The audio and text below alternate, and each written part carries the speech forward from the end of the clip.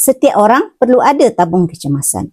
Tetapi masalahnya, apabila tuan-puan menyimpan dalam bentuk tunai, duit itu mudah bocor.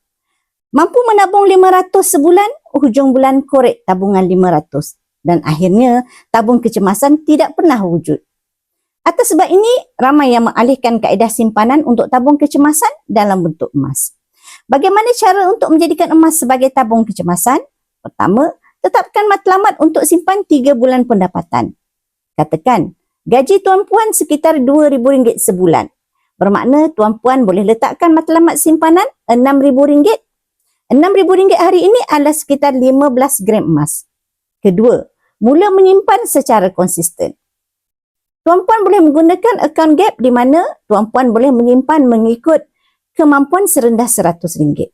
Ketiga, asingkan simpanan emas ini daripada simpanan lain. Jangan campur dengan emas perhiasan atau emas untuk matlamat yang lain.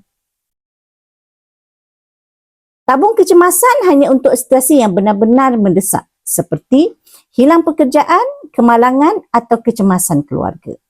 Dan yang paling penting, jangan sentuh emas ini sesuka hati. Jadi, mulakan tabungan kecemasan sebagai simpanan pertama tuan-puan hari ini dengan berdaftar sebagai ahli public gold tanpa sebarang charge. Caranya, tuan-puan boleh rujuk pin video saya di profil. 5 langkah daftar akaun public gold, saya akan bantu tuan-puan dalam cara dan langkah-langkah simpanan emas yang terbaik untuk tuan-puan.